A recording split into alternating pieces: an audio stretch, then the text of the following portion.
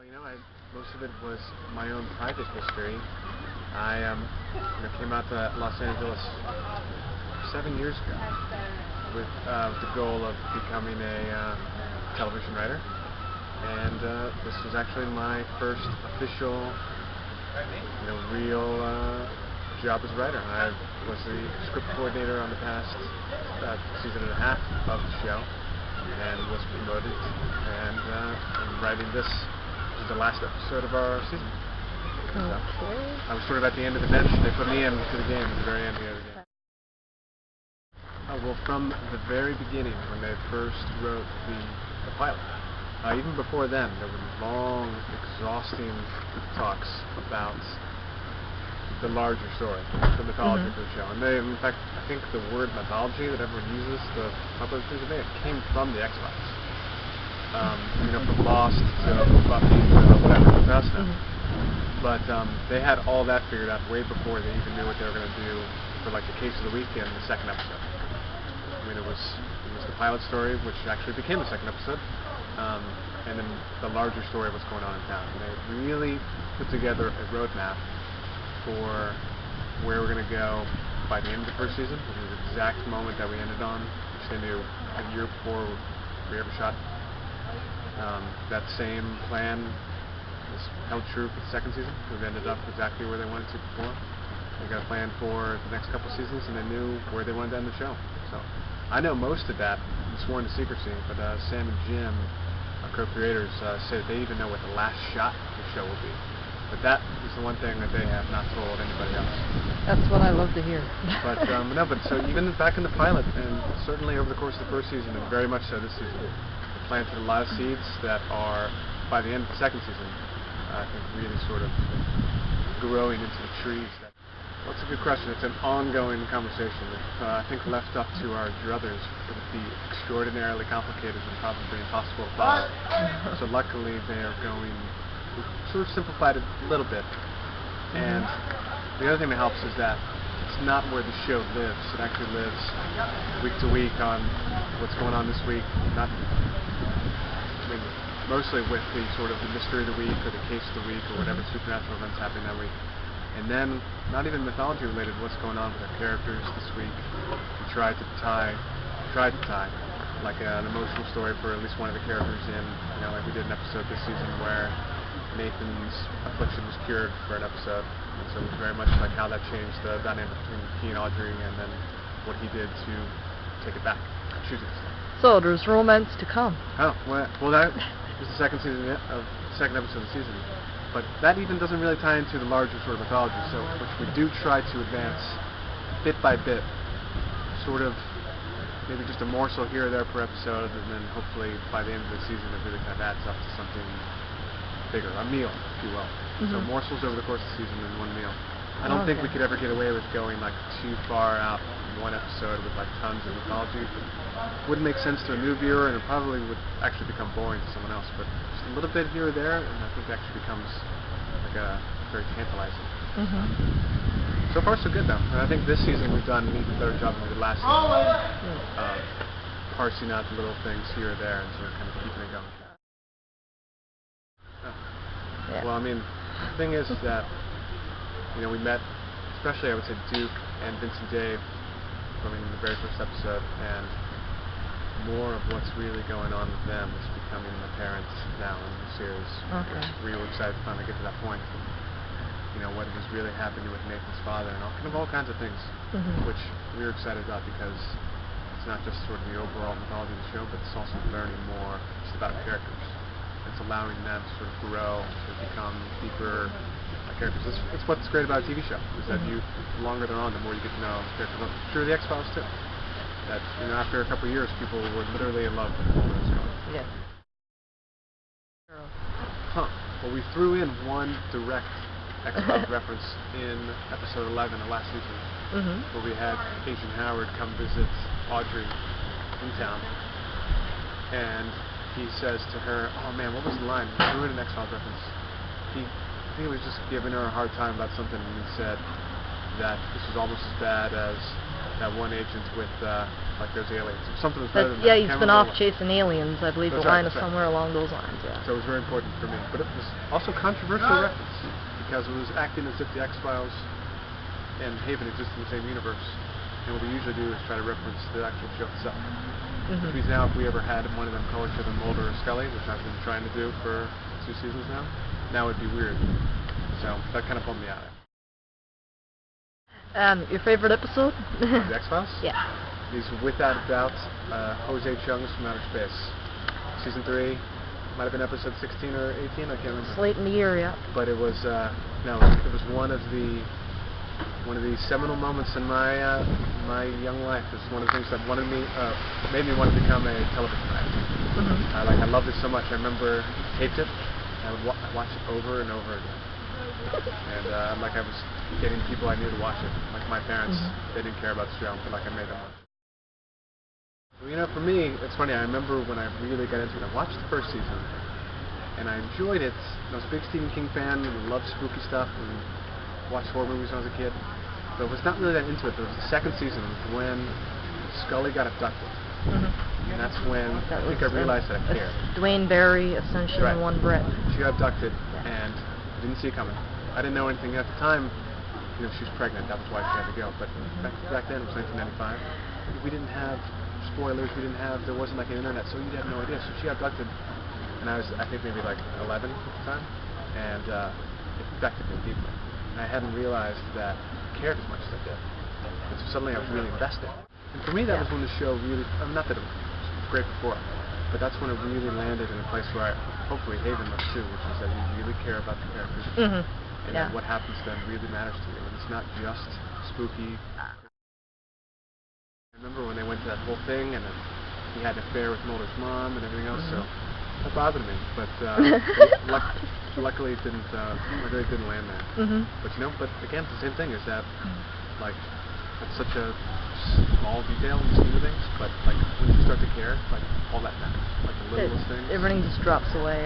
Which is great, because then the TV show is doing its job, because that it's a place that you want to escape to, every week. So I miss the X-Files. So I wish they would come back. I wish they would make movies every couple of years. Season, so then maybe 22. I don't know. I can't imagine doing that anymore. So it's certainly tough to sustain the kind of quality that they had for so long, for that long. I mean, I think personally seasons 3, 4, 5, 6 of X-Files was as good as gets. Whatever you're talking about. Season 4 and season 5 for me. Yeah. Fantastic stuff. Yeah. We had set him up in the first season. We met him in the episode called Butterfly, and then we intentionally brought him back for the last episode of the season. There's one scene there, because we knew that this year we wanted to introduce a big bad in Buffy parlance, to have sort of an antagonist, one villain who would sort of play over multiple episodes. And so we loved him from the episode we did. We'd hoped when we did that episode that he would work as well as he did, so that we could bring him back. And so as soon as we did, we're going to bring him back for the last episode, and he's going to be a villain next season. So you will absolutely see a lot more of him, especially in future episodes. So he plays very heavily into what happens in the second half of the season. Joined the cast for a few episodes. I think 4 episodes both. But it was really early on the process. We knew this season we wanted to introduce a few characters who would be around for a little while. That would kind of add some more character to the show. And one of them we knew we wanted to kind of go in and love relationship direction, love interest for Audrey. So we immediately knew, of course, we're looking for a guy, and we came up with the character really early on, Jason. Before we cast him, we wanted to go with sort of a Houseian type guy. We had his curse in mind that he has, which was that everybody loves him, which the thing that's most interesting to us about that is that it's this guy's worst nightmare, because he just kind of wants to be himself. So it all kind of made sense, and so we started talking immediately about who we'd want to cast. We heard about his other show he does called Calling Fits. We watched literally one episode of that, and everyone fell out of their chairs. We're like, cast Jason Priestley immediately. Can we get him? And we got him very quickly. He watched Haven and liked it. That's great. Signed up. He even was directing an episode this season, and we were lucky to have him. So it was great. He's fantastic. Same thing with Adam Copeland, WWE's Edge. just worked out timing-wise that he was available when he was because he retired. And we actually just watched his retirement speech. And weren't sure, well, I guess we should just see how he looks. Everyone has been kind of picturing kind of a big muscle-bound wrestler, like looks like a regular guy. And oh yeah, he just seemed like the greatest guy you've ever met in your life. Just from watching his retirement speech, we were almost in tears. So they put him in the show almost immediately. Couldn't get him fast enough, and cut together this first scene overnight. Everyone watched it. Just wanted to make sure that everything was fine, and it was more than fine. It was great. So then they just fell over themselves to try to get him back for as many episodes as we could. So he's on, I think he's on episode 4, and he's back for episodes 9, 10, and 11. But he's great. So, great guy, great actor. So, I love him. I am cautious about answering this question. I think there are great aspects. I'm not asking you what's happening. I'm asking you, how do you feel? Me personally, I'm on Team Nathan. Nathan. I have always related a little more to Nathan, the strong, silent type. So I root for Nathan, but I love both guys. My favorite character to write for is actually Audrey. We always talk about Han Solo for Duke, and I always talk about Captain Reynolds actually from Firefly for him. These are both sort of guys who, uber confident, and seem to kind of always make mistakes, and so end up spending half their time sort of making up for their mistakes, which I really like. And Nathan, we talk a lot about how he's actually really laconic and really quite funny, and just sort of speaks less than everybody else. So he's almost kind of fun to write, and almost kind of the Clint Eastwood kind of way. Clint Eastwood was like a young cop named Him. But Audrey's one I like the best because, for me, I'm actually a big Veronica Mars fan. And even Scully, I would say, in episodes kind of a little more like Bad Blood, or like Ex-Cops. Okay. Where she sort of had her personality kind of came out a little more. I like a little bit of the feistiness. And there's something to Audrey's sort of spunk that I think I like the best.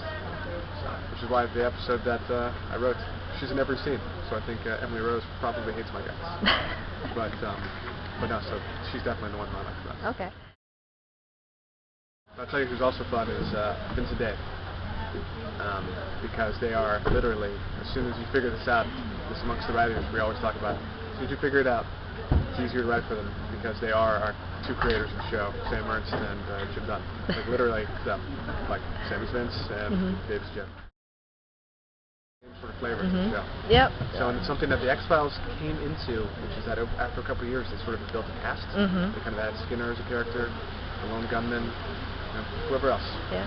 And it's something we wanted to do kind of early on. People who could go to every episode, even if it was just for for a couple scenes. They kind of do that. But not just Duke, who's really regular in the show, but Vince and Dave. But we wanted to add a couple more characters like that this season, and we tried to keep other people in the town alive too. Yeah. We were surprised to learn that same thing ourselves. It started as an early conversation with Craig Engler at sci-fi.com, and I think Sam Ernst, Jim Dunn, and myself, we were talking about Twitter, and they're like, we should do something more than just live tweeting this season. And Sam mentioned to Craig, let's try to do something like an integration with an actual story. And Craig was like, that's great, tell me if you have an idea, that'd be great. We talked about it amongst ourselves, and we're like, I don't think anyone has actually told a story over Twitter, like a story through dialogue. The story will begin on the show and eventually end on the show again, which you could follow along on the show, follow along on Twitter, and your experience of the show would be deepened. And if you never went on Twitter and you still watch the show, it wouldn't affect anything. And we pitched it back to them, and they were like, "That's fantastic." We're like, really? Oh, absolutely. We actually have a script for where we're going, and a roadmap for it.